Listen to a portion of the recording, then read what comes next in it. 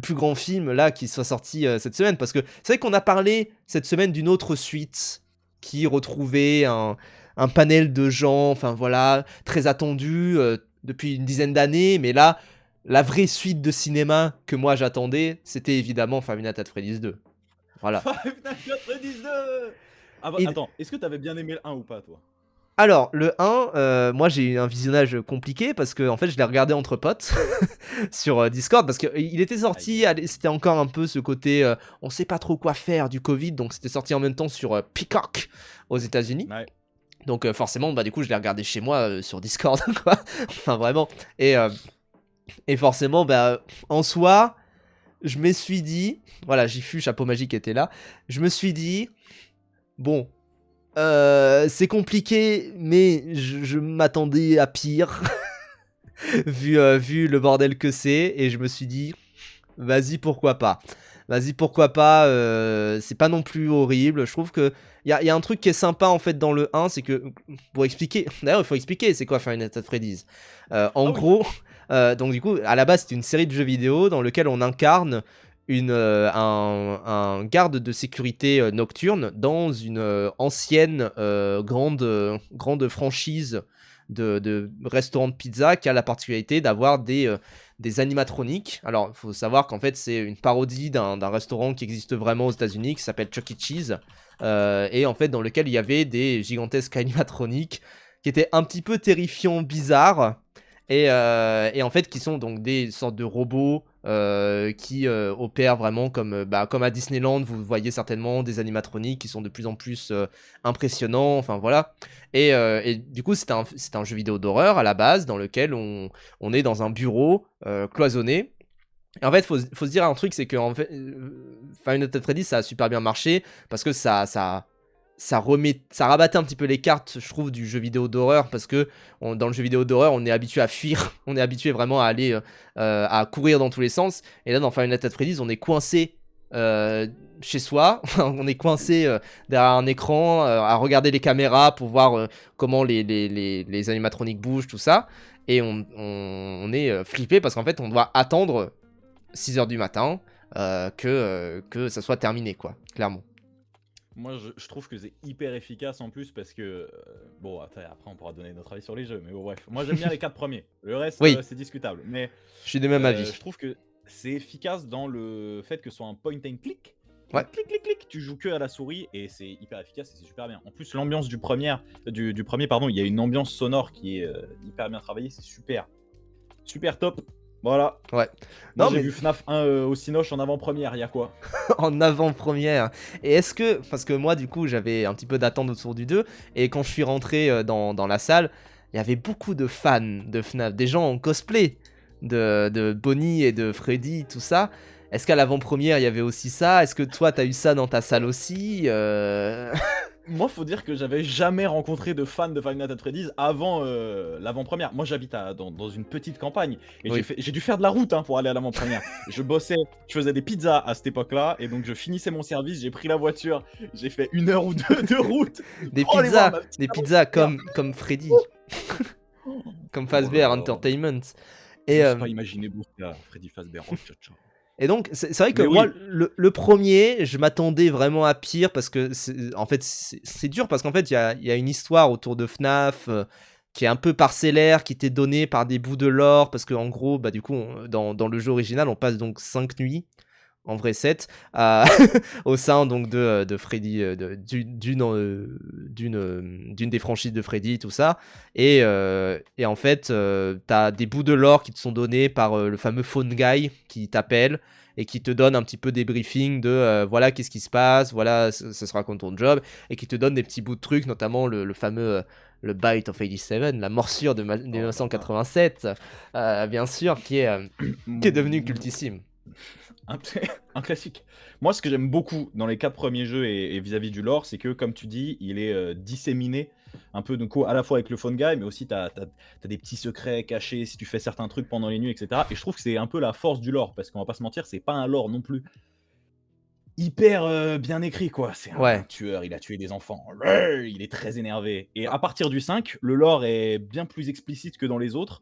Ce qui fait que, bon, bah, déjà, t'as une histoire qui tient de moins en moins la route. Et en plus, c'est méga explicité. Et je trouve qu'à partir du 5, on commence à arriver dans un truc encore plus ridicule qu'avant. Parce qu'avant, vu qu'il y avait encore une grosse part de mystère, il n'y avait pas encore énormément de ridicule. C'était un peu fragile sur certains points. Et plus tu commences à donner d'éléments par rapport aux mystères qui sont mis en place, plus tu te rends compte, mais ça tient pas debout votre histoire. Puis surtout, ça débouche sur que dalle ce que vous faites, les gars. Bah, c'est Et surtout donc, à que partir du 5, je trouve que ça va nulle part. Five Nights at Freddy's, ça a été vraiment un succès surprise. C'est un seul dev qui est sur les 4 premiers jeux. Je crois qu'à part. Non, même sur les 6 Non, premiers. il fait jusqu'à FNAF VR. Donc, c'est Ouais. FNAF VR, je crois que c'est le 8. C'est. Attends. Et. Non, mais. Attends, le 7ème, c'était quoi? C'était le jeu en réalité Le augmentée? 7, c'est. Non, le 7, c'est Ultimate Custom Night, mec. Ah oui, c'est vrai, Le 8, oui, c'est le oui. jeu en réalité augmentée. Le 9, non, le 9, c'est AR, donc c'est en réalité augmentée. Et après, c'est Security Breach. Horrible la Security Breach. L'horrible. Le 5, c'est Sister Location. Le 6, c'est Pizzeria Simulator. Oui, effectivement, en fait, le 5 en plus, il y a quand même un truc où comme tu commences à te déplacer, c'est vraiment. Enfin, le 5, c'était vraiment fait pour les fans.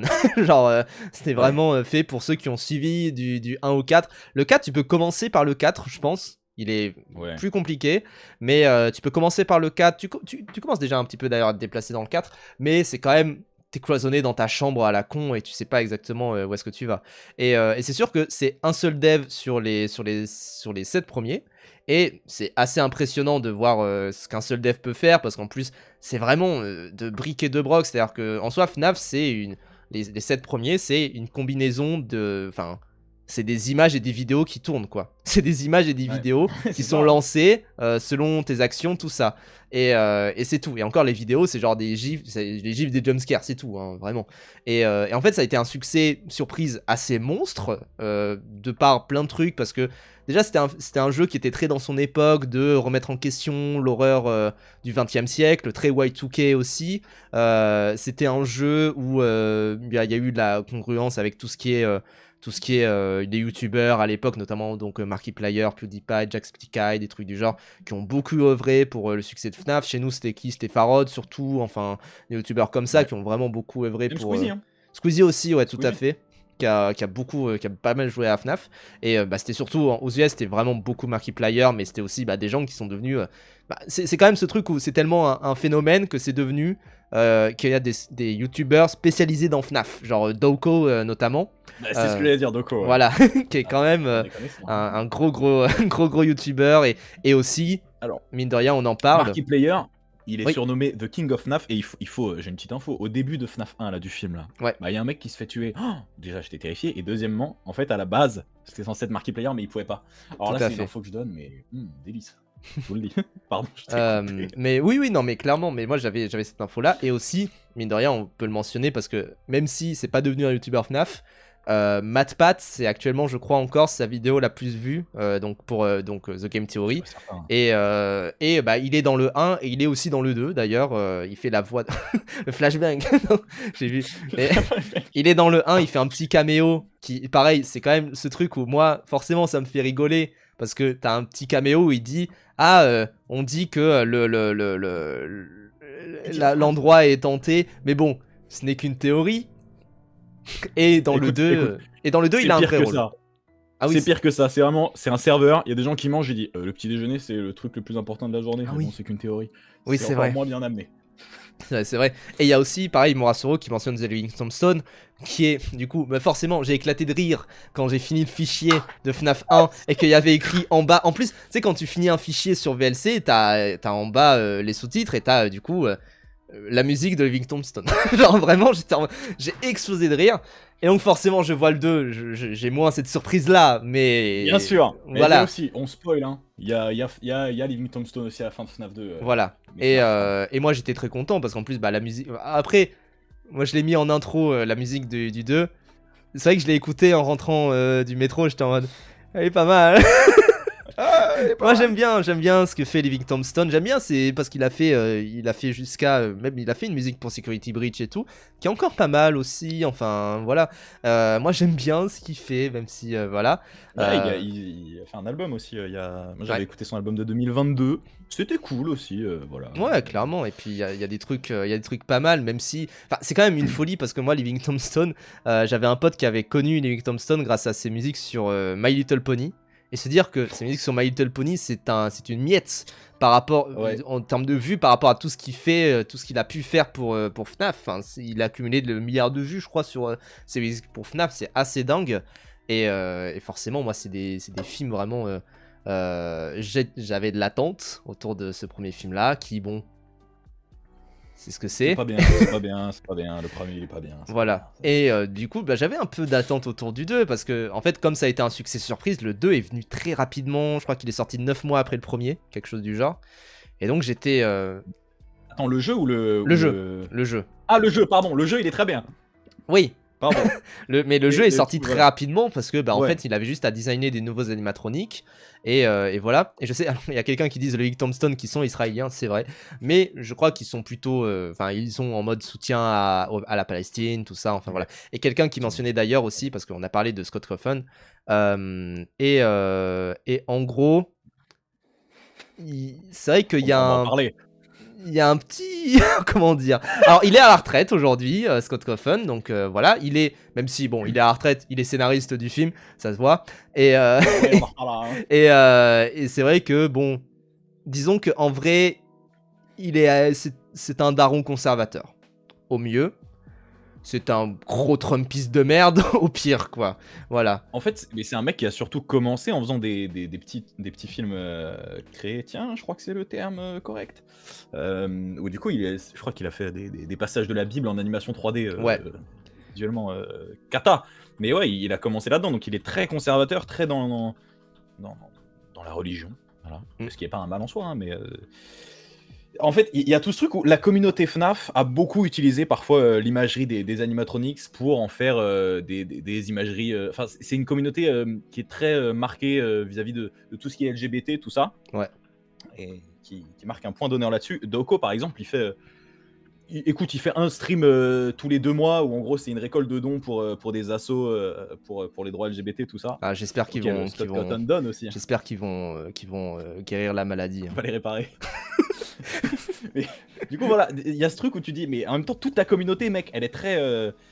Elle est pour les représentations LGBT, elle est pour tout ça, je perds mes mots. Ouais. Et en même temps, le frérot est un fou qui donne des milliers à des assos anti-LGBT. Tu fais, bon, bah. Ouais. Mais de ce que j'ai compris, c'est un truc où vraiment il a fait à un moment un statement. Il a dit je suis désolé parce que il a dit un truc en mode je suis désolé, je reste un daron, je reste je reste quelqu'un de très conservateur, je reste pro vie, c'est en mode du coup anti-avortement, tout ça, des trucs du genre. Ouais. Et en même temps, je comprends que ma communauté, que ça ait pu permettre à des gens de s'ouvrir, que ça ait pu permettre à des gens de se révéler, des trucs du genre. Mais bah je peux pas changer qui je suis, quoi. Un truc comme ça. Je crois qu'il a dit quelque chose comme ça et au finalement il est un peu revenu dessus. Il a dit je comprends que ça ait déçu, je suis d'accord avec vous. Enfin voilà, et c'est aussi, mais c'est aussi mine de rien. Enfin c'est quand même quelqu'un. Il a eu un succès monstre d'un coup. Il est devenu multimillionnaire d'un coup. Je pense vraiment avec tout le succès que ça a eu FNAF, bien sûr. Bah forcément ça t'arrive d'un coup et je pense que tu vas pas changer tes idéaux pour autant juste parce que tu vas vivre auprès d'une communauté, auprès de différentes communautés très différentes, quoi. Parce que c'est sûr que autant, enfin, je pense pour avoir vu les fans de FNAF, je pense que c'est effectivement des gens qui sont assez jeunes, ça d'ailleurs on peut le dire aussi, mais aussi qui sont plutôt LGBT, plutôt où ça a effectivement révélé des choses, quoi. Je pense tout de même. C'est très blanc aussi d'ailleurs, mais, Ouais. mais c'est sûr que c'est aussi quelque chose d'assez jeune, d'assez générationnel. Donc forcément, quand tu vois les préoccupations de la jeunesse, bah oui, ça va faire un diagramme de Venn qui va se rassembler, Avec, quoi. Et donc, quel âge il a même là, ce film-là, moi je l'attendais parce que bah, le 2, Ouais. comme je l'ai dit, il vient très rapidement en fait finalement dans la chronologie. Alors Le 2 qui est très bizarre parce que ils se sont un peu mis dans un angle très bizarre parce que bah, c'est un préquel à la base. Et là, ils ont voulu en faire une suite. Et alors, le 2 qui commençait déjà, notamment toute une histoire qu'ils ont un peu déjà commencé en préambule. En fait, le problème principal, je trouve, de FNAF 2, c'est que c'est le milieu d'une trilogie, et où c'est clairement pensé comme une trilogie, je pense, du moins. Notamment quand tu vois les éléments introduits déjà dans le 1. C'est-à-dire que dans le 1, on a déjà le lapin jaune, qui est l'antagoniste du 3, enfin voilà. On sent que le 2, ils sont en mode, bon, on le fait, mais on sait que vous attendez plus le 3 que les autres, parce que le 3, c'est le chef-d'œuvre, enfin, c'est considéré comme étant un peu le chef-d'œuvre de toute la saga FNAF, j'ai envie de dire, parce que bah, c'est celui avec Springtrap, que c'est celui qui change le plus des choses, qui révèle le plus de choses en termes de lore. D'ailleurs, tu parlais du fait que pour trouver le lore, en fait, dans le 2, tu commençais à avoir déjà des mini-jeux qui pouvaient se lancer par hasard quand tu meurs. Donc c'était un peu étrange et t'avais ce côté waouh, on sait pas où est-ce qu'on va. Dans le 3 c'est beaucoup plus élaboré, notamment je me souviens que dans le 3 pour avoir un des mini-jeux il faut rentrer une combinaison dans un set sur un mur genre vraiment sans que ça soit annoncé. T'as pas genre un digicode quelque chose, en fait t'as un mur qui est comment, je sais plus comment ça se passe, en carrelage en fait tout simplement, et en fait il faut rentrer des trucs dans le carrelage. Comment tu trouves ça, je ne sais pas, mais il faut rentrer le bon code en plus. Donc bon, bon code qui t'est donné, je crois. Message de chapeau. C'est sûr et certain, chapeau. J'en ai. Si vous n'avez pas des oomph comme ça, c'est peut-être vous le oomph. Attention. Et donc clairement, le 3, c'est un peu le moment où pour certains ça commence à partir en couille. Le 4 revient dans un truc un peu plus terre à terre quand même. Mais c'est sûr que le 2, en termes de lore, ça a introduit le Purple Guy, qu'on a déjà plus ou moins vu dans le 1, sans aller trop loin, parce qu'on aura peut-être une petite partie spoil, enfin voilà. Mais en vrai, tu sais beaucoup de choses de ce qui se passe dans le 2, et le 2 déjà de base était très très rempli, c'est-à-dire que tu as à la fois donc les Weavered, qui sont donc les... On pensait que c'était ceux du 1 qui avaient mal tourné, mais en fait, bah, comme c'est un prequel, c'est différent. Mais en gros, c'est les originaux qui ont mal tourné. Il y a les Toy Animatronics, donc avec... qui sont 4 à chaque fois. Ouais, c'est ça. Donc là, on en est déjà à 8. Hein. Oui, donc juste ça, parce que t'as du coup Freddy, Chica, Bonnie et Foxy. T'as Toy Freddy, Toy Chica, Toy Bonnie et Mangle. T'as aussi Golden Freddy d'ailleurs, qui là dans le 2 on peut spoiler vite fait, mais il n'y a pas Golden Freddy. Il n'y a pas Golden Freddy. Qui était très important dans le 1 en plus. Hein. Ouais, par contre, il y a d'autres petits bonbons pour les fans qui n'ont pas mais dont on parlera peut-être en partie spoiler. Oui, tout à fait. Mais on peut dire qu'il n'y a pas Golden Freddy. Ce qui est très dommage parce qu'en plus il était très important dans le 1. Enfin voilà. Et t'as aussi Balloon Boy. Oui, t'as Balloon Boy. Et t'as aussi quand même un des personnages les plus importants dans le lore d'ailleurs, dans le gameplay déjà du 2, mais dans le lore aussi. T'as aussi la marionnette, la puppet, comme on aime à l'appeler, la petite marionnette. Et là, je trouve qu'en vrai, pour rentrer dans certaines qualités de Final Fantasy Freddy's 2, je trouve la scène d'intro vraiment bonne. Vraiment, moi j'étais à peu près dedans, je me suis dit, putain, ça va. Genre, pourquoi pas, ça fait très cliché, évidemment. Mais j'ai pas non plus boudé mon plaisir, quoi. Pardon. Alors, moi, le film commence, je me dis, bon, les décors, et d'ailleurs, c'est aussi ce qu'on peut souligner pour le premier film, les décors et les animatronics, il n'y a rien à dire, c'est du très très propre. C'est la Jim Henson Creature Shop, donc c'est les mêmes que les Muppets, etc. Et c'est des vrais animatroniques. Il y a quand même ce truc-là, c'est qu'il y a une corporalité dans la chose qui fait... Alors... en bien comme en mal, qui est là. Voilà. On aura l'occasion d'en reparler. Une chose est sûre, Toy Chica existe, les gars. Oui. C'est bon, ça. Mais en fait, pour moi, la scène d'introduction, elle va cristalliser tout ce que j'ai à dire sur le film. C'est que l'écriture des dialogues, où je me suis dit, oh, c'est une catastrophe. En 3 phrases, c'est déjà très très dur. On va pas expliquer, on va pas trop rentrer dans les détails, mais il y a un enfant qui veut parler à des adultes, et tous les adultes lui disent « Oh, dégage ça, dégage le gosse !» C'est nul à chier. C'est vraiment... En fait, c'est ça le problème, c'est que je trouve que Scott Cawthon du coup, qui est scénariste du film, hein, vraiment. Je crois qu'il est le seul scénariste, si je me trompe pas, ce qui est déjà un problème. Euh, il est dessus.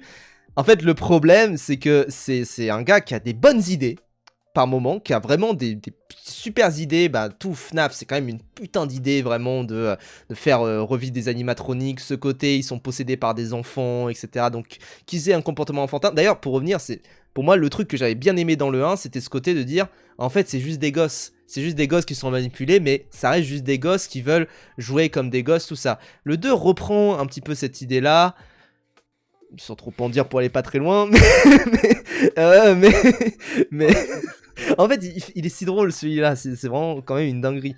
Et Ouais, je pense que c'est ce qu'on peut dire, c'est que dans les grandes lignes, c'est vraiment pire que le premier. J'ai trouvé ça vraiment pire que le premier. Je trouve que c'est catastrophique. Mais putain, qu'est-ce que j'ai ri quand même. Oh, qu'est-ce que j'ai ri. en fait, je pense que si t'es fan des jeux, il y a un truc un peu ludique de faire ah, je reconnais. C'est une catastrophe ce que je suis en train de regarder, mais je reconnais. Du coup, il y a ce truc où ton attention, elle est un peu. T'es toujours pris dans le film. mais moi, putain, par contre, en termes d'histoire, c'est une cata. moi Béranger, je t'ai dit, j'étais dans une salle remplie vraiment de fans de Final Fantasy Freddy's. Ça a applaudi à la fin. Genre vraiment, ça a applaudi à la fin. Et moi, j'étais en mode, bon, on va pas, genre, ça va quand même, ça ira. Mais tu sais, dans la salle, vraiment, et personne n'a applaudi. et forcément, enfin, tu sais, moi pareil, c'est vrai que j'avais ce côté de voir des petites références. Notamment, on peut parler d'un truc qui est pas un spoil. Il y a un truc qui dure peut-être 3 frames à un moment. Je pense que tu l'as vu également. Il y a un personnage iconique dans FNAF 2, parce que FNAF 2 était aussi le début des théories de fans, notamment alimentées par le fait que Scott Cawthon a mis des petits éléments qui ne sont pas utiles au gameplay, mais qui peuvent apparaître comme ça, juste pour te faire un petit peu flipper. Et pour rentrer dans quelque chose d'assez mystique en fait autour du film. Oui, j'ai lu comme de poisson. Qu'est-ce qui vous différencie des fans de noob au final? Le Pas chat est grand très chose. drôle, faut que j'arrête de vous lire les jeux. Pas grand chose. Et il y avait un personnage qui s'appelait du coup Shadow Bonnie dans le 1, enfin qui a été nommé Shadow Bonnie par la communauté, parce que c'est un personnage qui apparaît comme ça et qui disparaît au bout de moins d'une seconde, quoi. Et du coup, le personnage, il y a un petit easter egg où il est là. Et je me suis dit, putain, c'est pas mal, parce que en plus, en fait, à chaque fois, moi j'ai ce côté de me dire, à la fois je suis un fan de FNAF, et en même temps, je suis allé le voir avec un ami qui ne connaît pas trop FNAF. Et je me suis mis à sa place. Et du coup, toutes les 5 minutes, je devais me tourner vers lui et lui dire, en fait, dans le 1, il se passe. Parce qu'en plus, il a pas vu le 1. Genre, il m'a dit, ouais, j'ai vu quelques théories à l'époque et tout, mais j'ai pas vu le 1, j'ai pas joué au jeu, enfin voilà. Du coup, j'ai fait, ok, t'inquiète. T'inquiète, mec. La scène de fin, il a rien dû capter. Il a capté à peu près parce qu'il connaît vite fait qui est le... Oui, bon. Si tu parles de la scène post-générique. Non, je parle de la scène... le dernier plan et tout. Non, même pas, même avant, là. Comment je peux expliquer ça? Ah oui, comment dire, la scène Avengers Endgame. Voilà. Oui, je vois à peu près, oui, tout à fait. Non, si, il a à peu près compris parce que j'ai dû lui expliquer, mais ça va. Mais, et en vrai, le film, ça va parce que tu reviens à ce moment-là et tu comprends à peu près quand même. Ça va, mais c'est compliqué à suivre, hein, tout de même. Enfin, et je trouve que il y a des petits moments d'easter egg où je me dis, même en tant que non-fan, je pense notamment du coup à Shadow Bonnie, je pense que même en tant que non-fan, tu vois le truc et tu dis, wow, c'est bizarre. Ça te prend un petit peu au trip, sans te faire un spoil, bien sûr. Mais... Ouais. Sans te faire un jumpscare, parce que ça pareil on va en reparler, mais les jumpscares dans le film, bref. Et c'est sûr que à la limite tu comprends à peu près où est-ce que ça va. Et je pense qu'en tant que non-fan, il y a des petits éléments, tu peux te dire ok. Mais il y a un élément qui est au milieu où c'est vraiment que pour les fans. Et c'est ce que je me suis dit, mais pourquoi il fout ça là? Est-ce que tu parles du truc dans le placard? Voilà, c'est ça, je parle de ça. Ok, ça n'a aucun sens. Enfin, dans le lore, ça a du sens. Mais en termes de scénario, c'est une cata, les gars. Faut pas faire ça. En fait, faut dire que l'arrivée de Shadow Bonnie dans le film, elle est au milieu d'une scène qui est, je trouve, la plus réussie du film et qu'en vrai, je trouve presque bien. C'est ce que j'ai dit à mon pote. Mon pote m'a dit c'est la pire scène, vraiment. Mais c'est ce que j'ai dit à mon pote en sortant parce qu'il y a, en fait, il y a ce truc où, dans le premier FNAF, pareil, il y a une scène comme ça où en fait ça va refaire une partie de FNAF. Et là, du coup, il y a une scène où ça refait une partie de FNAF 2. Plus Voilà, ou on joue à moins. FNAF 2 dans le film. De quoi? On joue à FNAF 2 dans le film. Voilà, Et c'est moi, ça. j'ai bien aimé cette scène. En vrai, je me disais, oh, franchement, on est à 2 doigts d'avoir un truc cool. C'est vraiment dommage qu'il y ait aucune tension qui s'en dégage, mais franchement, c'est ludique, quoi. Ouais. Genre, t'as les Alors, animatroniques qui ce qui arrivent, mène ils à interagissent avec ça, eux, en fait, bah. encore une fois, c'est toujours ce truc de Scott Cawthon a des très bonnes idées, des pires manières de faire pour les exécuter, mais bref, ce qui mène à ça est désastreux, mais l'idée est bonne et c'est bien fait. Genre, ça va à peu près. Bon, après, t'as tout le reste, quoi. Genre, En fait, après, la justification de cette partie-là, c'est un truc qui fait très film des années 2000 où ils doivent hacker un ordinateur. Genre, oui, ah, on doit gagner du temps. T'as la barre de chargement qui fait 1%, 2%. Ah, oui, oui. on va y arriver. C'est un peu pareil où tu fais, mais on est en 2025 là. Ah, c'est et beau. puis, toujours ce truc du... Enfin, et c'est pareil pour une scène qui arrive au bout de peut-être 20 minutes avec... en gros, il y a un lore de gens qui sont chasseurs de rumeurs autour des fantômes, tout ça. Toujours ce truc du... Waouh, cet endroit est vraiment flippant. On se sépare. Et ça, c'est... Alors, je ne comprends pas particulièrement pour cette équipe, parce que je me dis, attends, ils ont genre une figure de proue qui est cette meuf jouée par McKenna Grace, et où c'est la présentatrice. Et donc, t'as le caméraman qui se sépare de la présentatrice. En fait, c'est ça, c'est que donc c'est une équipe de mecs qui font de l'urbex, qui vont Ouais. dans la pizzeria. Ils arrivent, ils tournent pas d'intro, ils font rien du tout. Ils se séparent tous. Et t'as le caméraman qui fait des plans, mais qui n'ont aucun sens. Et je me dis, mais tu fais un film, tu réfléchis un minimum à ça. Tu dis, bah on va quand même essayer de faire en sorte qu'il filme des trucs bien. Il filme un truc 2 secondes, puis un autre 2 secondes. Oui. Et tu fais, mais je ne peux pas croire que vous filmez vraiment une émission, les gars. Ça n'a pas de Oui, oui. sens. Sachant, pour info, le Et- film se passe en 2002. C'est ça. Sérieux? Ouais, bah c'est... En fait, t'as la scène d'intro en 82 et après t'as un truc 20 ans plus tard. Ah, purée, Donc, j'avais pas fait gaffe à ça. ouais. Bah, c'est pour ça que t'as Parce pas moi, de du coup, je me téléphone disais, on est dans les portable. années 90. Ouais. Oui, oui. T'as pas de téléphone portable. Ce qui est d'ailleurs très pratique parce qu'en fait, t'as une scène où 2 persos sont très éloignés et ils disent tiens, on prend ce Talkie-Walkie. J'ai même pas fait. Ah, putain, la distance. Ah, c'est du très très bon. Mais écoute, c'est au milieu d'une scène avec, on le voit dans la bande-annonce, c'est au milieu d'une scène avec un animatronics au-dessus d'une voiture. Oui, oui. Donc, j'étais dans un truc de me dire, bon allez, qu'est-ce que je regarde là? Qu'est-ce que je suis en train de voir? Non, mais Oh là là. c'est vraiment légendaire. Et c'est vrai, enfin, Ratatouille qui dit le film avec Nicolas Cage, c'est pour ça, on en avait parlé, et c'est pour ça que tu avais dit que tu étais un grand fan de FNAF, que tu avais lu les bouquins, tout ça. On en avait parlé à ce moment-là dans ton bingo, parce que tu avais parlé de ce film-là dans, pas un chef-d'œuvre, mais je m'amuse, je crois. Quelque chose du genre. Bah ouais, mais c'est hyper fun à Et regarder. effectivement, ça c'est a l'air hyper meilleur. ludique. Mais oui, c'est mieux. Ça a l'air meilleur. Et je suis d'accord, Poisson. C'est vrai qu'on dirait le truc de Yerim Sar quand il y avait l'annonce du cancer de Big Flo et Oli avec Squeezie, etc. C'est vrai qu'il y a de ça. Parce que, en vrai, enfin, il y a des... Encore une fois, moi, je peux pas bouder mon plaisir à certains moments, tu vois. Mais c'est 10 minutes sur 1h50, je crois. Un truc du genre, le film est long. Le film est si long. Et puis surtout, ça parle. Mais qu'est-ce que ça parle? Et les dialogues, c'est une catastrophe. Il y a pas un personnage qui en écoute un deuxième. Du coup, il parle dans le vide. Oui. Et c'est long. Bon, j'ai envie de rentrer dans une partie spoil, mais Vas-y. déjà, Attends, parce juste, que... dans les 5 premières minutes du film, il y a un personnage qui dit: salut mec, ça va? Écoute, j'espère que ça va. Ça fait longtemps qu'on s'est plus vu. J'ai appris pour ta tante qui est maintenant internée dans un hôpital psychiatrique. Ça doit être dur pour ta petite sœur. En ce moment, il y a une fête. Et tu fais: qu'est-ce qui se passe? Qu'est-ce qui se Non, passe? Mets parce- un point dans ta phrase. Et à la Qu'est-ce limite, que tu fais? t'as un truc en fait qui est rigolo, c'est que tu vas avoir du. En fait, pour expliquer, on n'a pas expliqué l'histoire, mais en gros, t'as un personnage qui s'appelle Mike Schmidt, qui est donc qui est le nom du vrai du vrai security guard du premier, et qui en fait a une petite sœur qui s'appelle Abby. Ils ont vécu des événements dans le 1 où en gros tu avais donc un personnage qui s'appelle William Afton, le Purple Guy, qui est en gros qui est un des fondateurs de tout Fazbear Entertainment, qui est décédé dans le premier, qui a été laissé là pour pourrir. Et en gros, on voit dans le 2, donc ils sont remis de leurs émotions. Notamment, ils ont fait la rencontre du coup de Vanessa, qui est la fille de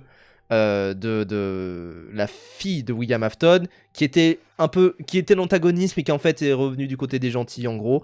Et en gros, les trois sont plus ou moins traumatisés de cet événement-là. Et donc t'as un moment d'ailleurs que je trouve un peu rigolo où t'as Abby qui raconte à ses camarades de classe les événements du premier. il ne le croit pas, tu vois, genre vraiment, voilà, globalement, t'as ça. Ça, je me suis dit, c'est un peu malin pour raconter les événements du premier à ceux qui n'ont pas vu le film. Bon, mon pote était totalement perdu, il comprenait pas, mais je me C'est suis dit, c'est un normal. peu En fait, malin. en plus, ils utilisent vraiment. Je l'ai vu en VF en plus. Ouais. Et ils utilisent Springlock et que les mots-clés, vraiment, des vrais fans, tu vois. Genre, et là, il y a les Springlock qui sont activés. Je me suis dit, bon, allez, vous avez tout mis. Oui, Vous oui. avez tout mis Et à dans les jour. sous-titres aussi, il y a écrit Springlock. J'étais en mode, ouais. Tu Vu vois, que c'est si simple à comprendre le concept de Springlock. voilà, vu que tout le monde a capté. Oui, parce que dans le 1, tu comprends le concept, parce que bah, on te le démontre avec du coup le personnage du lapin jaune. Donc forcément, tu comprends à peu près. Et le truc, c'est que ça t'introduit 10 000 concepts, je trouve, le 2. Comme dans le 2 original, tu comprends à peu près. C'est un verrou de ressort. Oui, ce qui veut un peu rien dire. Ça. Voilà, Voilà, c'est c'est un des peu ça. griffes dans le truc qui se referme dans le corps des. Bon, merde, à la fin. Et donc en gros dans les événements du 1, il se lie d'amitié avec les animatroniques qui sont habités par les esprits de gosses qui sont morts dans Fazbear Entertainment. Et donc là dans le 2, en fait, il découvre un autre endroit de Fazbear dans lequel il y a d'autres animatroniques. Et il se trouve que eux, ils sont quand même un peu plus méchants bizarres, quoi. Mais donc, ils vont devoir trouver pourquoi est-ce qu'ils sont méchants bizarres, qu'est-ce qui se passe exactement. Et en fait, le problème principal du film, c'est que tu as du coup le perso de Vanessa qui va constamment cacher des choses. Et genre, je me dis, qu'est-ce qui se passe dans sa tête? Et je ne comprends pas pourquoi, parce qu'elle cache la moitié du film, quoi. Du Parce que film, c'est tout. retient tout. Et c'est tout, c'est tout ce qui se passe. Et elle va dire, ah oui, c'est vrai, j'ai oublié de te dire. C'est vrai que bon, le film s'ouvre sur le meurtre d'une enfant. Alors, Ouais. qu'on s'entende, hein, c'est très gentil, hein, ce qu'on voit. Vraiment, c'est tranquille. Hein, c'est un film tout public en plus, je crois. Oui, c'est moins de 12, Voilà. je crois, un truc du genre. Enfin voilà. Ouh, tchou, tchou. Putain, Yoroi. Et du coup, le film s'ouvre sur le meurtre d'un enfant. 2 minutes après, Vanessa arrive, elle dit, c'est vrai qu'il s'est passé ce meurtre il y a quelques années, je vous en ai pas parlé. 10 minutes après, il y a eu d'autres meurtres aussi, c'est vrai que j'ai peut-être omis ça. À la fin du film, ah oui, alors il y a un autre élément très important que j'ai oublié de vous dire, mais qui sert de twist à l'histoire. C'est que j'ai un frère. J'ai un frère caché, les gars. Quoi? C'est Oh. vraiment enfer en top. Oui, quel immense enfer. Le frère, en soi, tu pourrais dire qu'il est teasé à un moment. Alors, en gros, bon, on rentre dans la partie full spoil. Mais en gros, t'as un moment où je me suis dit, ouais, bon, là, c'est juste pour enchaîner. Ah, ça, pareil, on n'en a pas parlé. Les jumpscares du film. En fait, c'est les jumpscares que je déteste. C'est-à-dire que. Si là, on est dans le spoil, on va tout spoil. Alors, on vous le dit tout de suite. Là, on est dans la partie où on part du principe que vous avez vu le film, sinon dites-vous qu'on va tout spoiler. Oui. On en parle sans langue de bois. C'est parti. Ça, alors c'est un truc, on en parlait avant l'émission PTA, mais on se disait, faut absolument que si on parle des spoils pour une bataille après l'autre, on fasse exactement la même phrase que le JDG le fait. Voilà. Allons-y. Donc, on entre en partie spoil, donc si vous avez eu le film ou si ça ne vous dérange pas d'être spoilé, vous pouvez rester. mais en gros, effectivement, donc, si on rentre dans une partie full spoil, alors, les jumpscares, moi je trouve qu'ils sont... En fait, ils sont chiants, tu vois, genre, vraiment, ils sont chiants. Ce truc-là, Ouais. attends, on spoil le FNAF. Ils sont chiants En fait, parce déjà, que... ce qui va être drôle, c'est qu'on va devoir expliquer des passages du film, et je pense qu'en les expliquant, oui. je vais encore plus rire. Oui, non mais ça... des trucs cata, hein. Ça, c'est si drôle, on va être honnête. Mais en gros, le concept des jumpscares de FNAF 2, c'est que c'est tout le temps... Ah, tu crois que le jumpscare va arriver? En fait, non. En fait, si. Voilà. C'est tout le temps ça, les jumpscares de FNAF. Vraiment, ce qui rend le truc inintéressant au possible, quoi. Parce que tu te dis, ah là, c'est sûr, ça va jumpscare. En fait, non. En fait, si. Voilà. Et c'est tout le temps ça. Il y a même le jumpscare interdit, qui est que t'as un personnage qui... Donc, il est filmé de profil, il ouvre une porte, on ne voit pas ce qu'il y a derrière la porte. Il ferme la porte, il y a un truc. Oui. Alors là... Oui, non, mais c'est pas fin. Sachant que, en plus, moi, c'est quand même quelque chose, si j'en parle comme ça, c'est que dans FNAF, FNAF aussi, ça a cette particularité qu'en fait, le jumpscare veut dire game over, tu vois. Généralement, Ouais. dans des jeux d'horreur, il y a toujours des jumpscares au milieu. Dans Outlast, il y a des jumpscares au milieu, et effectivement, t'es pourchassé, donc ça va jouer sur autre chose. Mais le jumpscare, c'est la fin. Et en fait, tout le jeu, c'est une mise en tension. Ou en fait, c'est un truc intéressant parce que FNAF, je trouve que le génie de la chose, c'est que tu vas être très attentif à ce qui se passe. Et justement, c'est parce que tu es très attentif, très proche de ton écran, très proche du son, notamment aussi dans certains FNAF, dans le 4 particulièrement, ouais, tout à fait, qu'en fait, tu vas être... effectivement, tu vas passer d'un truc où tu vas être très attentif à d'un coup, au petit bruit, à d'un coup un bruit énorme, avec un truc qui t'apparaît dans la gueule, quoi. C'est pour ça que les jumpscares, évidemment, tu les regardes en isolé comme ça, des complete de jumpscares, en fait, ça te fait pas peur. Mais c'est parce que t'es ultra attentif à la chose que ça te terrifie, quoi. Évidemment. Et là, ils sont tous trop mal amenés, et une bonne partie des jumpscares. Et là, on rentre dans la partie spoil. Donc, il y a la puppet. Donc, la marionnette. Moi j'adore son design, je le trouve hyper efficace, et quand elle apparaît dans le film, bon déjà elle apparaît pour la première fois dans le film dans un plan que j'ai trouvé vraiment cool niveau tempo, et il est vraiment cool ce plan. Il est vraiment bien. Après même quand elle apparaît dans une atmosphère un petit peu plus horrifique, je me disais putain ça marche vraiment bien, parce que, et c'est aussi avec ça que jouent les jeux, il y a un truc très uncanny, tu sais, dérangeant avec ces visages inexpressifs, tu vois. Et là je me disais il est encore plus inexpressif que les autres, et pourtant il a un sourire figé qui est très classique et tout. Je me suis dit putain franchement ça peut être cool. Mon écran qui clignote. Et ben, la puppet, elle va prendre le contrôle d'être humain dans ce film. Donc il y a un animatronics qui va posséder les gens, qui va leur donner un maquillage digne de Walibi le soir d'Halloween ou de Europa Park. Là. Jamais vu dans FNAF ça. Ah si. Ah si, dans le 5. Oui. Le 5 c'est encore pire, il y a un endoskeleton qui rentre dans le... Oui. Oh, c'est compliqué. Oui. Mais là c'est une cata en termes de maquillage. Mais vraiment, je me suis dit, mais je suis à la foire du trône. Alors, le 1 était déjà pas terrible. Le 1, il y avait des maquillages parfois, notamment sur les Crying Child, tout ça. Putain, oui, c'est pas terrible. Mais là, en fait, le problème, c'est qu'ils ont pris, du coup, la même chose, et ils l'ont mis plus longtemps. Parce qu'autant, du coup, il y a un passage avec un petit jumpscare dans le 1, de passage d'hallucination, de rêverie, tout ça, où en fait, on voit un personnage, du coup, le personnage principal de Mike Schmidt qui s'imagine comment il a perdu son frère, etc. Parce qu'il a perdu son petit frère, ça aussi, pareil, bref. Oublié totalement dans ce film-là. Et du coup, il pense à ce petit frère-là, et en fait, il le revoit, et du coup, tu sais, c'est une scène classique où il retourne son petit frère, et là, il a des larmes de sang bizarres sur le visage, et tu dis, ah, bon, en tant que fan de FNAF, tu dis, oh, ça me fait penser à quelque chose, mais ça fait cheap aussi. Le truc, c'est que c'est un jumpscare comme ça à la con. Là, c'est un film où en fait tu vas revoir le personnage plusieurs fois. Oh, et notamment, c'est ce plan de fin où je me suis dit, wow. Oui, j'avais oublié. Ça va. Le film, c'est Spider-Verse 2, d'accord? Donc ça se finit sur un cliffhanger où t'es accroché à ton siège. Je te dis, oh non, ça peut pas s'arrêter maintenant. Oui. Ça peut pas s'arrêter comme ça. Et ça s'arrête vraiment d'un coup au milieu d'une scène. Bon, déjà, juste avant, allez, on en parle. On est dans la partie spoil. Donc le film se termine. Donc. Attends, moi j'ai d'autres trucs j'ai peut-être d'autres trucs à dire avant. Du coup, cette marionnette, elle va prendre le contrôle donc de personnes, d'êtres humains. Elle va aussi prendre le contrôle des toys animatroniques. Donc ça c'est un petit peu rigolo. Je me dis ouais, pourquoi pas. On va suivre beaucoup Toy Chica qui est doublé par Megan Fox en VO, et on se dit ouais, pourquoi pas. Enfin, en plus tu sais, t'as des petites remarques sur le fait qu'elle soit plus sexy. Aïe aïe aïe. Mais bon, allez, pourquoi pas. Faut bien appâter une certaine partie de la communauté.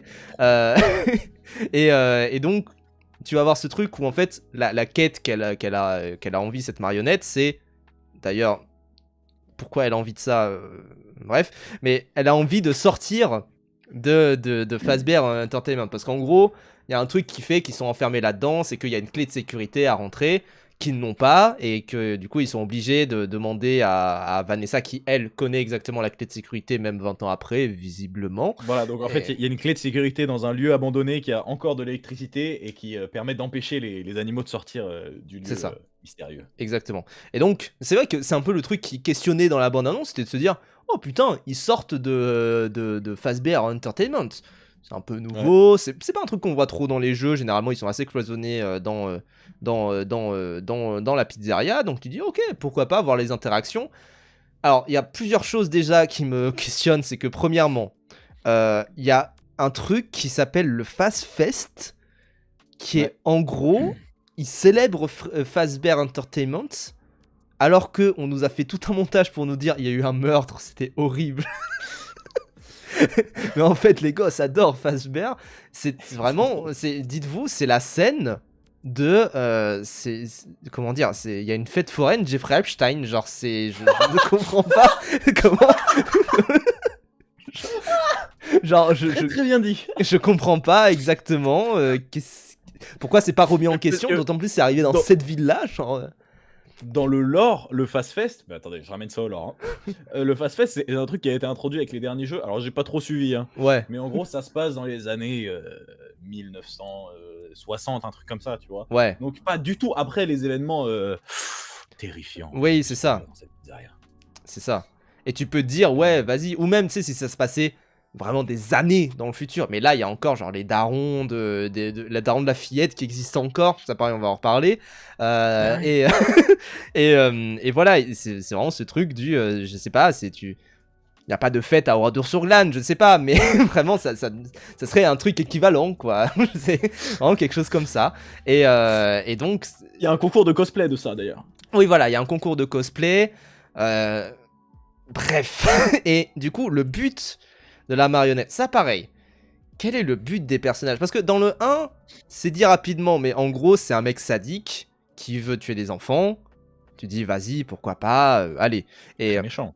voilà, il est méchant, et il veut tuer des enfants, il veut tuer des gens, donc il attire tout le temps des gens. Enfin voilà, tu comprends en plus, magnifiquement interprété par Matthew Lillard, que moi j'aimais bien dans le 1. Enfin voilà, en plus j'ai cette sympathie-là de me dire, bah c'est Sammy dans Scooby-Doo.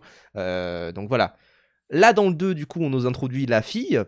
Du coup, pourquoi elle veut sortir? C'est parce qu'en fait, elle veut, vu que ce qu'on disait, c'est qu'en gros, les parents l'ont laissé à mourir et ont laissé à mourir un autre gosse, etc. En fait, elle en a contre les parents. Donc du coup, elle veut tuer tous les parents. Bon, déjà, je, je sais pas c'est quoi le plan, mais en fait, du coup, il y a vraiment des scènes où t'as notamment du coup Toy Bonnie qui est avec un gosse et qui est en mode, ah, trop bien, machin. Je vais aller voir ta maman pour lui dire si je peux rester un peu plus souvent.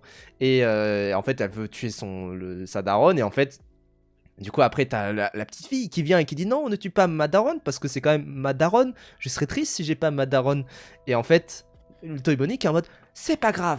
Genre vraiment qui veut tuer tous les darons. Ça, je ne comprends pas. Vraiment, je ne comprends pas qu'est-ce qu'il y a en tête.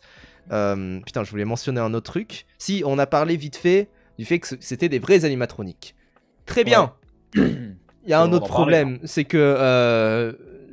comment dire, c'est des vrais animatroniques, et il y a une vanne un petit peu vite fait. J'ai l'impression que c'est une sorte de vanne de mise en scène. C'est qu'en fait, ils pèsent 90 kilos. Genre, vraiment, ils sont énormes. Ils font énormément de bruit quand ils marchent.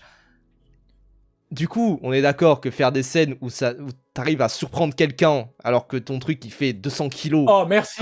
Il y a une scène comme ça dans le film où il y a un personnage qui se fait surprendre. Bah Mike, quand il joue Ouais, à FNAF 2, il se fait surprendre par Withered Freddy. Il fait oh hop, il s'en débarrasse. Withered Freddy repart à une vitesse et en faisant un bruit oui, monumental. Et tu fais, mais frère, comment tu as pu ne pas l'entendre? Et oui, c'est vraiment. que des petits trucs comme ça où je me dis, les animatroniques, ils sont tellement lents que je ne vois pas la menace qu'ils représentent, quoi. Là où dans Oui, les jeux, tu vois pas, enfin, tu vois, dans les 4 premiers, tu vois assez rarement leurs mouvements, quoi. Justement, on va jouer oui, avec tu le les fait vois qu'on pas les voit pas bouger, trop se déplacer. justement. Ouais. Sauf Foxy, qui lui a la particularité de courir tchouk tchouk tchouk tchouk tchouk C'est super vrai, vite. c'est vrai, c'est vrai, c'est Ils s'en vrai. servent pas d'ailleurs. Ouais, Condamnez-vous bah la Forza ils s'en sont 87. servis là, dans celui-ci. Ce qui Oh, donne un plan un peu ridicule, voilà. mais, mais voilà, mais si, non, mais si, c'est dans le 1, dans le premier film, il s'en sert parce que c'est lui qui tue le garde de sécurité au tout début, si je me trompe Au pas. début, ouais. Donc, Ouais. ils s'en servent un petit peu, ils font un petit easter egg, mais voilà. Mais c'est sûr que, enfin, je ne comprends pas du coup pourquoi ces animatroniques qui pèsent 200 kilos sont là à faire des jumpscares par moment, mais vas-y, pourquoi pas. Et du coup, ouais, on peut peut-être aussi parler de la fin. Il y a plein d'autres éléments. Attends, Ah, tu vas trop vite en besogne là. On fait pardon. de la rétention d'audience. On fait de la rétention d'audience. Les animatronics, du coup, dans celui-là, ils parlent. Ça, c'est intéressant aussi à traiter. Oui, Du coup, ça enlève. Bon, c'est un truc qui est venu dans les jeux et qui enlève encore moins au côté horrifique du truc parce que tu les humanises, etc. oui. Alors, pareil, en termes de ligne de dialogue, c'est une catastrophe. Et il y a tout ce truc où ils disent tous on va faire un massacre. Ils Oui. viennent, ils disent: «Ah, on va aller au Fast Fest et on va tous les tuer». Ils ne tuent personne. Ça, c'est Ils le sont plus beau. nuls. Je crois qu'il y a 3 meurtres en tout dans le film, Oui. où tu fais: «Beh, les gars, Bah, t'as qu'est-ce que l'équipe vous faites?» vidéo, Ouais, où c'est et 3 après tu personnes. un prof? Ouais, Tu un prof, ouais. t'as un prof et c'est tout, quoi. Parce que Voilà. Alors même Michael, il meurt pas. non, Oui, non, voilà. non. Alors, il y a un moment où Toy Freddy se retrouve, chez un couple de vieux parce que, c'est une longue histoire et alors, là, Toy Freddy, il est très méchant. Il dit: «Je vais vous tuer, en fait, les 2 vieux, là. Je vais vraiment vous tuer». Donc là, tu es terrifié quand tu Oui, il le entends dit avant de le faire. voilà. Et là, par pure chance, t'as quelqu'un qui à ce moment-là roulait avec un animatronique sur son toit. L'animatronique qui essaie de l'attaquer. Ah, le mec il roule, il roule, il roule. Il s'arrête d'un coup. Bam, accident. L'animatronique rentre dans une maison au hasard. Par pure chance, c'était celle où il y avait déjà Toy Freddy. Quelle Et du chance. coup, ça tue les 2 animatroniques. Dans une ville, on sait pas combien c'est, mais c'est visiblement quand même une grande ville, vu que la foire, il y a full de monde. Il y a full de monde pour la Epstein Party là. Ouais, vraiment. Et tu fais, mais les gars, mais qu'est-ce qui se passe? C'est du très très bon. Ah, c'est du très très C'est bon. vraiment génial. C'est vraiment génial. J'ai vu quelqu'un qui a demandé si c'était un nanar. Moi, je le vois comme un nanar. Moi, je le vois comme un Mais- fan film qui a plus trop de thunes.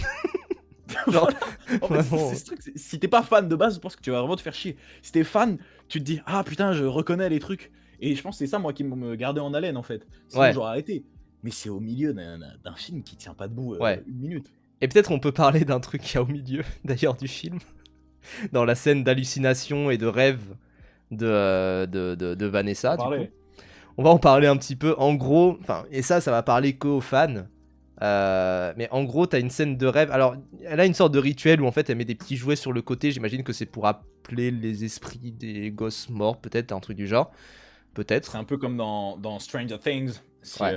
S'il est vrai, on regardait Oui. cette petite série pas trop connue. Regarde. Petite série méconnue qui sera à côté de Citizen Kane, visiblement, dans le Let's futur. go. Mais en gros, effectivement, du coup, elle a cette vision-là. Alors, elle a constamment des visions de son daron, tout ça, qui va la jumpscare parfois quand elle fait du sport, etc. Des trucs comme ça. Et à un moment, elle va s'affronter contre lui dans son palais mental, j'ai envie de dire. Du coup, elle va revivre ses souvenirs.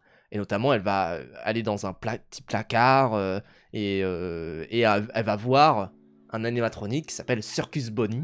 Baby. Oh, mais t'es Circus fou, Baby, toi. pardon, Circus Baby, Oh, je suis tchou, débile. tchou, tchou, tchou. Pardon.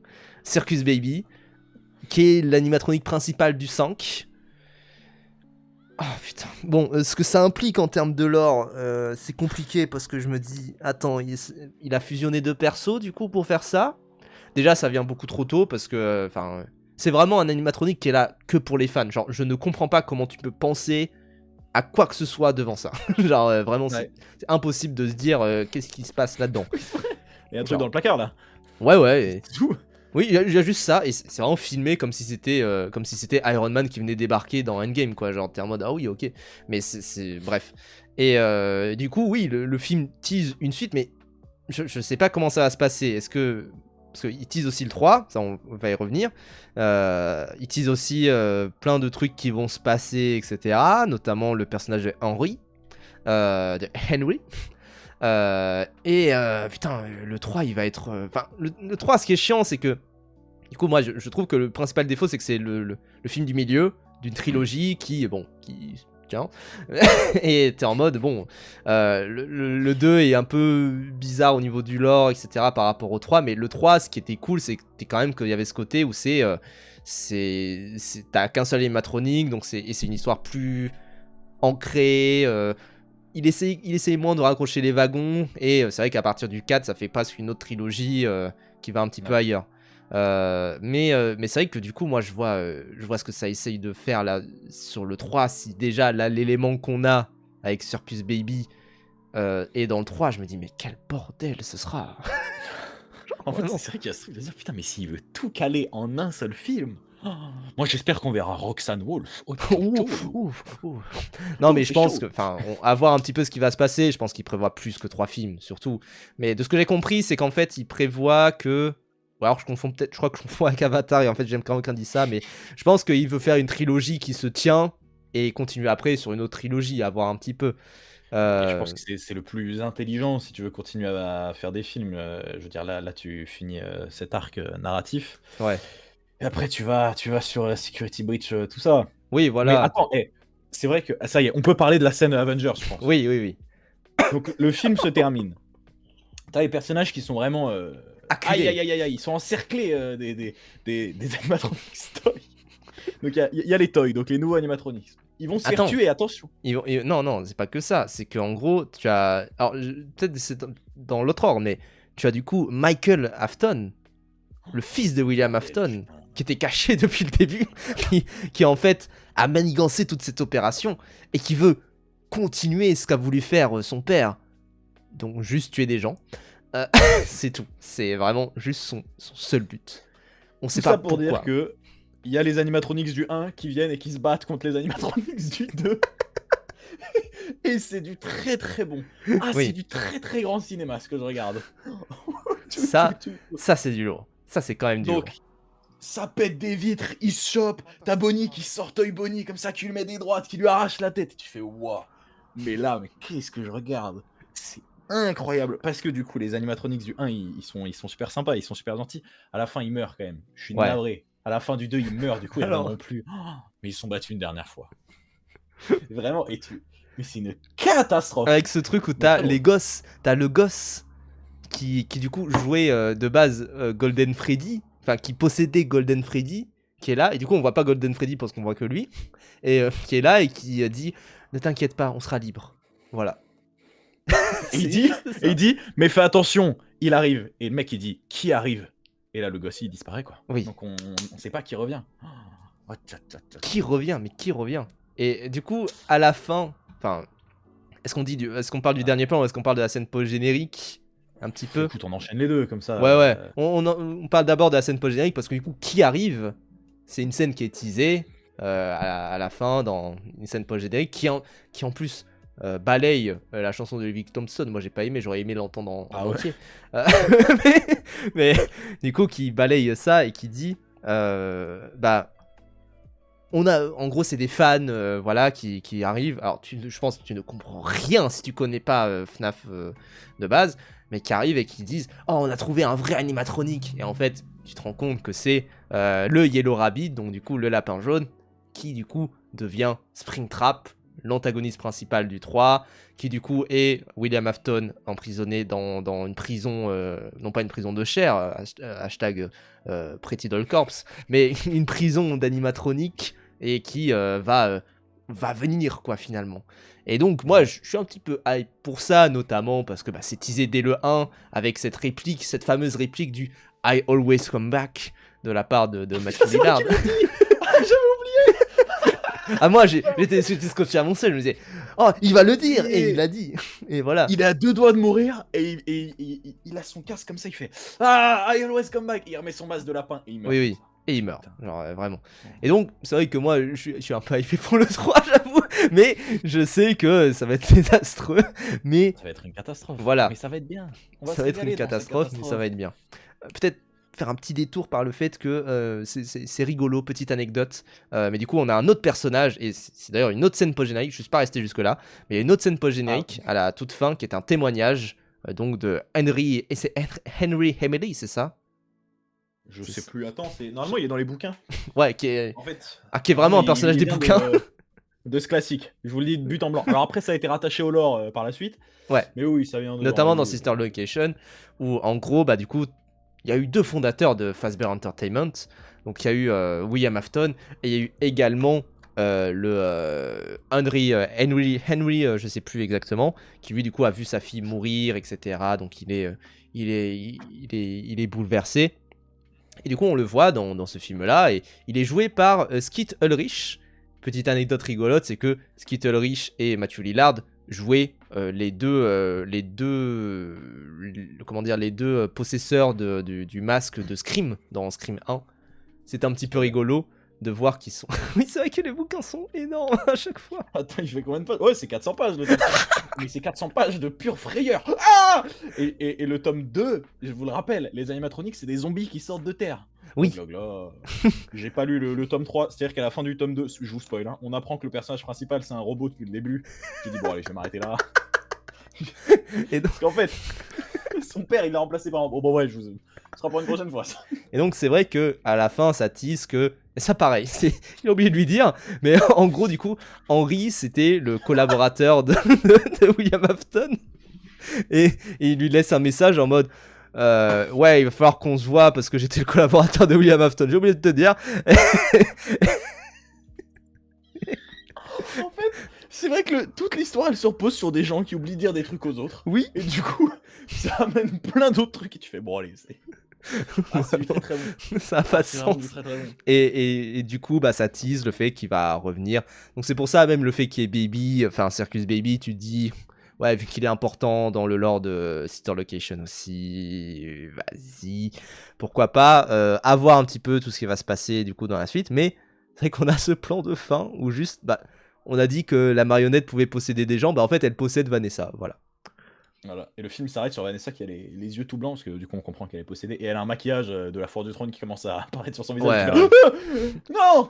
Du coup, ouais. Mais ça c'est. Alors, si, le tout dernier truc que j'ai envie de dire, il y a un truc qui m'a fait rire dans le film. J'avoue, je me suis fait avoir. Alors, je sais pas si vous allez avoir la ref. Hein. Ah oui, je l'ai. Ils vont un moment dans la pizzeria et ils trouvent une peluche de Freddy. Ils appuient sur la peluche et là il y a le même du oi oi oi oi oi. Oui, oui, oui. Je l'ai passé à des potes Ah, parce qu'il y a des c'était bon, gens qui ça. ont filmé le cinéma à ce Ah, moment-là. c'était bon. Moi, j'ai rigolé à ce moment-là. Voilà, avec le truc du. Voilà, c'est un petit peu C'est rigolo. bien amené, mais bon, je me suis dit, bon, allez. D'ailleurs, c'est vrai qu'il y a le plan de fin dans la bande-annonce C'est vrai. qui est là. C'est Ah ça, ouais. c'est plus ou moins ça le plan de fin. Oui, c'est vrai que c'est ça. Donc voilà. Non, mais enfin, comment des enfants autistes on peut devenir fan de cette franchise? Justement. Justement. Non, mais Ouais. c'est pour ça. C'est un film qui a été porté par sa communauté. C'est une série et une licence qui a été portée par sa communauté. Là, il a voulu faire plaisir à la communauté et uniquement à la communauté. J'ai vu déjà parce que je suis re-rentré dans le lore dès qu'il y a une sortie de film comme ça. Je suis re-rentré dans le lore, mais je suis rentré là-dedans. Et c'est sûr que je vois plein de gens qui voient, notamment, bah, on va regarder Rotten Tomatoes. Five Nights at Freddy's. Mais bon, c'est pas fameux, quoi. D'ailleurs, je crois que voilà. C'est 12%. Et il y a plein de fans qui sont en mode. Ouais, mais de toute façon, ce qui compte, c'est la audience score, qui effectivement, du coup, est énorme. C'est 88% comme les nazis, comme par J'avais pas hasard. vu ça. Mais ça fait 100% ensemble. Hein. Si tu les rassembles, ça fait 100%. Donc voilà, mais c'est sûr qu'ils disent, bah oui, mais de toute façon, les reviews des critiques, ça compte pas. Mais c'est sûr que les critiques. Pareil, je sais qu'il y a des gens qui disent, ouais, les critiques sont trop méchants avec le film. Franchement. Ouais, non, c'est vraiment juste à chier. Et moi, attention, je suis un fan des débuts. J'étais ce fan qui écoutait les musiques de Living Tombstone pour aller en cours. J'ai une figurine pop, je le rappelle. Et j'ai une figurine pop, j'ai lu les bouquins. Donc attention, Lire j'ai les acheté bouquins. Security Breach C'est Day vraiment One. quelque chose. J'ai acheté Security Breach Day One. J'ai lu des résumés des autres bouquins après qui sont sortis où c'était des sortes de chair de poule avec des compilations d'histoires et tout. J'étais à fond. Je me disais, c'est nul à chier hein, ce que je suis en train d'explorer, mais vas-y, j'étais curieux, tu vois. Je me disais, vas-y, je vais voir où est-ce que ça évolue. Un peu comme les gens qui regardent Plus belle la vie, tu vois. Tous les soirs, Oui. tu te poses devant ton petit Plus belle la vie, tu fais, bon, allez, ça va droit dans le mur, mais je continue. Donc, Oui. moi, je continuais, mais c'est de pire en pire. Et là, on fait un film. Je me dis, mais Scott ne sait pas écrire de film et ça se sent. Scott ne sait pas écrire de base. Scott ne sait pas écrire des jeux vidéo. Donc déjà, tu lui donnes des jeux vidéo. Des jeux vidéo, généralement, c'est un peu plus libre, tu vois, pour raconter l'histoire que tu as envie de raconter. Là, tu vois, film, c'est un peu plus... bon, t'as 1h30, 1h40, quelque chose du genre. Donc t'as quand même ce truc où tu dois un petit peu faire attention, forcément. Là, c'est vrai que c'est... Déjà, tu sais pas trop écrire tes films de base. Tes jeux de base, tu peux pas déjà bien les écrire parce que tu dois faire des retcons à la con. Encore une fois, c'est un cliché de dire que Scott Cawthon, en fait, il sort un film, il sort un jeu, il voit les théories des fans et il va les intégrer dans son jeu suivant. Genre, c'est un peu ça tout le temps. Ce qui fait que c'est très compliqué, quoi. Mais pour moi, donc, tout prend sens. Enfin, et la plus grosse preuve à ça, c'est dans le lore, à la fin du 4e jeu, qui était censé être le dernier. Hein, je vous rappelle, il s'appelle le chapitre final. Oui. Il y a une boîte qui est avec un cadenas. Et il y a une phrase qui dit certains mystères doivent rester non résolus. Quoi. On ne sait toujours pas ce qu'il y a dans cette boîte, je crois, ou peut-être qu'on l'a appris récemment. J'avoue que j'ai un peu. Je crois qu'on sait toujours pas. Mais une chose est sûre, pour moi, c'est vraiment le truc de se dire, il ne sait pas où il va, il a créé un mystère où lui-même ne sait pas où aller, il a juste dit: «Vas-y, je mets ça, ça À la calme limite les qu'il gens». l'assume dans le 4, moi je suis en mode ouais pourquoi pas. En vrai, pourquoi pas qu'il Moi assume qu'il y a cette boîte et que en vrai on sait pas trop où est-ce que ça va et que il y a certains mystères qui vont rester, qui vont effectivement rester non résolus et que ça sera du coup le job entre guillemets des gens qui font des théories de trouver qu'est-ce qu'il y a dans la boîte, qu'est-ce qu'il y a dans la boîte, what's in the box. et je trouve que ça se tient jusqu'au bah, justement et la boîte à la fin du 4e jeu, elle prend sens, si tu fais: «OK, je capte». Le 4e jeu, c'était censé être le dernier et à partir du 5, il va encore plus expliciter son histoire, donc c'est à ce moment-là qu'on se rend compte qu'il arrive pas à en écrire parce qu'à partir du moment où il essaye de faire des ponts entre les points qu'il met et cetera, on se voit que ça n'a pas de sens et qui plus est, enfin voilà, on sent que Hmm. l'histoire, elle est faible. Il y a, je rappelle, des animatroniques zombies dans le bouquin qui sortent de terre. L'histoire du jeu VR, c'est que c'est un virus, donc le tueur d'enfants, son âme, maintenant, elle est dans un jeu vidéo, où le mec, du coup, maintenant, si tu joues au jeu, ça devient un virus dans ta tête, où maintenant tu vas tuer d'autres gens. Fin. C'est du très très bon. C'est du délicieux. Et moi, enfin, c'est une cata en termes d'histoire, mais putain, oh, qu'est-ce que j'ai ri, quand même, sinon, oh, tcho. Non mais oui, c'est quand même c'est plus un film rigolo à voir entre potes qu'un film à voir comme ça en tant que film d'horreur. Genre, je veux dire, j'ai quand même. Oui, c'est vrai, ça cache la chiachi. Mais c'est vrai que moi, la veille en fait de ça, parce que en gros, bah, pour préparer Rage Bay, du coup, on a parlé un petit peu de Cairo. La veille de Rage Bay, j'ai regardé. La veille de FNAF 2, j'ai regardé Cairo. Bon, là, je me chiais dessus.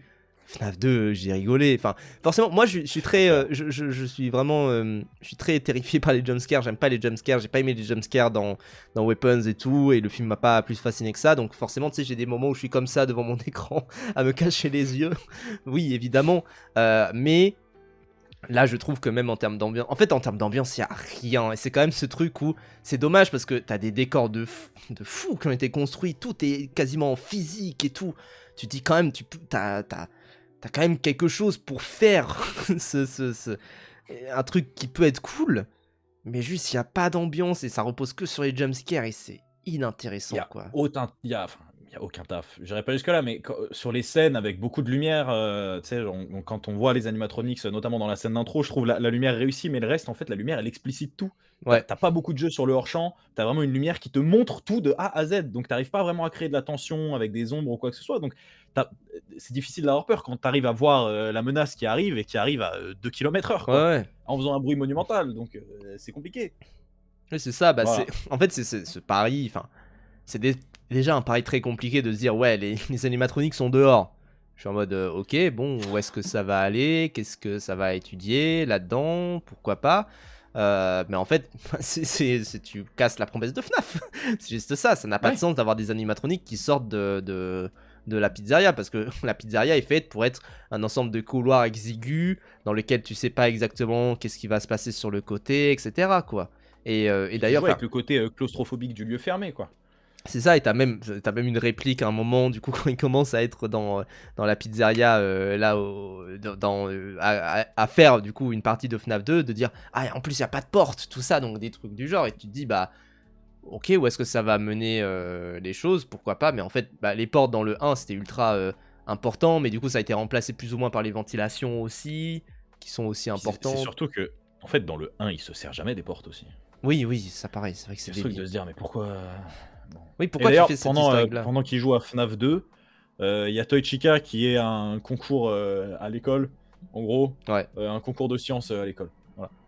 Oui. Pour Et situer un peu ce t'as qui un se passe. personnage à un moment, ça j'ai pas la ref, mais t'as un personnage à un moment qui dit une réplique bizarre, je sais plus ce qu'il dit. C'est un personnage un peu vieux et tout. Je me suis dit, ah, ça se trouve, c'est Scott lui-même, quelque chose du genre, qui dit une réplique bizarre. Et je me suis dit, celle-là, c'est sûr, c'est fait pour les fans. Et là, je me suis mis. Enfin, là, j'étais vraiment à la place d'une personne qui n'a pas compris la ref. Je sais plus exactement qui c'est, mais c'est un perso un peu vieillot, je sais plus exactement ce qu'il dit. Je me suis dit, bon, c'est J'arrive sûr, pas à resituer. c'est une ref qu'on n'a pas, quelque chose du genre, quoi. Ou alors c'est un truc très ricain avec ce personnage-là, je sais plus. Mais ouais, non, mais ça tient pas. Ça tient Est-ce que pas. tu as des attentes pour le 3 là? Bah, j'ai des attentes de me dire, j'aimerais bien que contrairement à celui-ci, ils se disent, bon, la force du 3, c'est que c'était assez indépendant, que c'était assez indépendant du reste, et en même temps que ça résolvait certains problèmes. Après, le 3, c'est aussi ce truc où t'as des mini-jeux dans lesquels tu dois glitcher pour aller en dehors de la map et pour aller découvrir quelque chose. Enfin, bref, le 3, c'était aussi... Alors, je me souviens plus. Le 3 est sorti un peu avant ou un peu après FNAF World? Un peu avant. Ouais, avant. Avant. Donc déjà, c'est vrai que c'était le moment où t'avais... Bref. Tout ça qui s'entremêlait avec FNAF World et Freddy in Space, des trucs du genre où t'avais des secrets cachés dedans qui te permettaient de résoudre l'intrigue. Bref, mais je pense qu'en fait, c'est un film qui est... Enfin, c'est des films, le 1 et le 2, ils sont bien pour les fans et pour regarder des petits détails dans des coins. C'est pour ça que moi, le truc avec Shadow Bonnie, je me suis dit, ouais, pourquoi pas? Mais... c'est vraiment très dur, quoi. C'est vraiment très dur à regarder. Et putain, je voulais dire un autre truc, je sais plus. Mais non, Ce qui pourrait être bien pour le 3, j'ai envie de te dire. Moi, je te dis ça. Ça n'arrivera jamais. Mais je me dis, ça peut être sympa, ça, tu vois. Tu fais, du coup, le truc. Hop, ils sont enfermés. Tu reviens à un truc claustrophobique. Ils sont enfermés. Il y a plusieurs personnages enfermés dans la pizzeria. Hanté, enfin, c'est l'attraction. ouais. Et tu fais un slasher, quoi, en gros, où t'as un mec et tu l'iconises, t'en fais une vraie menace. Et tu fais tuer plein de personnages un peu à gauche à droite et t'en crées une menace, quoi. Mais en fait, je trouve qu'il faut assumer le côté fun de la chose, en fait. Parce que là, c'est pas un film. Enfin, je dirais difficilement que c'est un film d'horreur, vu le côté où c'est juste drôle. Et juste, au moins, tu remets en question un peu. Enfin, tu remets un peu le slasher dans un côté très. Ah bah, c'est rigolo quand même, il y a des trucs un petit peu sympas dedans. Mais là, clairement, c'est pas un film qui est fait pour faire peur. Enfin, clairement, non. quoi. Mais le 2, je trouve, il assume peut-être encore plus le côté fun que le Ouais. premier, notamment avec tout le climax. C'est vrai que Ouais. Avengers, là. Mais c'est pour ça, moi, j'aimerais bien, tu vois, que les films, parce que, en fait, je trouve que la peur du jeu vient vraiment dans le fait d'y jouer. Parce que quand tu regardes des gameplays et tout, ça fait beaucoup moins peur, forcément. Et c'est pour ça, d'ailleurs, que les gameplays ont beaucoup fonctionné. C'est que les gens qui avaient peur comme moi, en fait, ils regardaient des let's play, et puis voilà. Mais c'est vrai que la base du truc, c'est que bah, t'y joues et t'as peur. Et je me suis dit...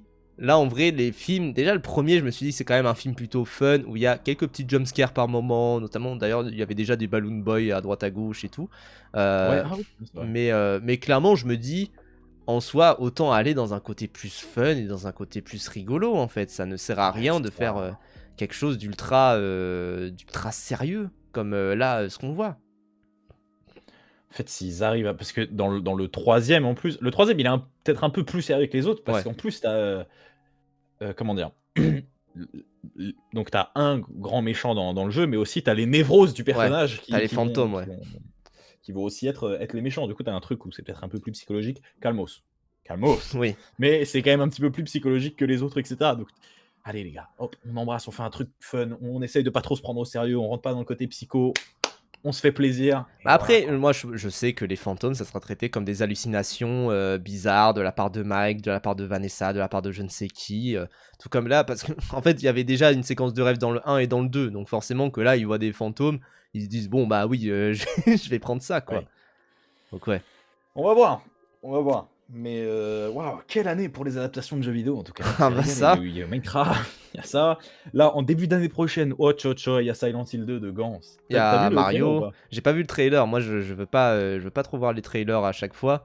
Mais je me dis déjà, oui, bon, bah ça va être une reproduction plan par plan. Vas-y, pourquoi pas, quoi. Alors, moi j'aime beaucoup Silent Hill 2. Hmm. Et je suis pas le Mirabel, hein, tu sais. Non, mais je rigole. Alors, moi j'aime beaucoup. Non, bon, on rigole. Mais bon, le trailer me rassure pas. Mais le trailer Ouais. de Mario, par contre, ça donne envie. Et Ça voilà. peut être bien, ça peut être bien, effectivement. Non, Et mais c'est vrai que l'année c'est. prochaine, on a peut-être Iron Lungs aussi. C'est assez. Voilà. Ouais, c'est vrai, Iron Lung aussi de Markiplier. Mais c'est vrai que c'est assez. Enfin, c'est vraiment tellement un film à easter egg que, genre, même, tu sais, quand il commence à rentrer, qu'il voit le masque, tu te dis, oh, comme si ça allait marcher. En fait, c'est fatigant, même pour les fans, je pense, de dire, mais chaque élément est expliqué, quoi. Chaque élément est là et chaque élément essaye d'être expliqué, alors que certaines choses sont peut-être meilleures inexpliquées, quoi. Pour reprendre cette citation de la boîte, finalement. Bah, je crois que t'as dit les termes là. J'ai dit les termes. Mais bon. Je viens juste de voir le message de Poisson. Il y avait le projet Sekai, je sais pas, je pensais à Isekai. Tout ça pour vous dire que dans un des livres aussi, il y a une histoire Isekai où il y a un développeur qui fait un jeu avec Springtrap dedans. Et en fait, il se fait Isekai dans le jeu et il se fait poursuivre par Springtrap. Je crois que je l'ai vu en plus, ouais. Ce truc-là, ce bout d'intrigue. Ça, Enfin, c'est oui, non, mais en fait, c'est ça le truc, c'est en fait, il a vraiment besoin d'avoir quelqu'un à son chevet quand même, ce Scott Cawthon, parce que son chevet. à son chevet. Non, mais il faut vraiment l'interner, quoi. Non, Voilà. non, il faut vraiment on lui va dire, voir, hein. t'écris pas tout seul, quoi. Parce que en vrai, enfin, encore une fois, moi, je trouve que il a des idées fortes par moment, tu vois, il a des trucs où je me dis quand même c'est pas mal, même l'idée du truc de la phase de rêverie avec son daron et ce truc de sa névrose du daron, tout ça, je me dis c'est pas mal, mais putain, il était pas seul à l'écriture du 2, c'est vrai, parce C'est que vrai. Qui a écrit avec lui? qui est responsable de ça? Qui est responsable? Qui a fait ça? Appelez-moi le directeur là, non mais c'est pas possible. Mais ils étaient Attends. 3. Il y avait du coup la réalisatrice Emma 3? Tammy. La réalisatrice Emma Tammy, donc, qui suit depuis le premier opus. Et du coup, 7 cutbacks. Qu'est-ce qu'il a Et fait Eva. Il est responsable de quoi, lui? Je sais pas, écoute, mais il est irresponsable. Bon, bref. Il est clairement irresponsable. Très bien dit. Ouais, non, mais en fait, c'est des films à petit budget qui sont faits pour être rentabilisés très vite parce que le premier, il a tapé très très fort. Je sais plus combien il avait réussi à C'est si petit budget que ça, ramener. les deux? En fait, c'est un relativement petit budget par rapport à ce que ça rapporte. C'était 20 millions, du coup, le premier. Le deuxième, c'est 20 millions aussi. Par rapport à la gueule que ça a, bon, c'est un peu ridicule de Ouais. dépenser autant. Mais je me dis, bon, c'est des vrais animatroniques, donc vas-y, pourquoi pas. Et ça a rapporté quasiment 300 millions. Genre, voilà. Donc, ouais. Trois noms très étaient bien sur dit, les moi. steps. Très bien dit. Très bien dit. Non, mais faut vraiment les interner, quoi. Et là, je pense, enfin, vraiment, je pense que ça va vraiment bien marcher, quoi. Parce que c'est tellement, Évidemment, enfin, c'est l'horreur, tu sais, c'est l'horreur McDonald's de t'as le gosse et du coup t'as forcément également les parents qui vont venir aussi. Voilà, quoi. J'avais un peu une impression de voir un film creepypasta aussi.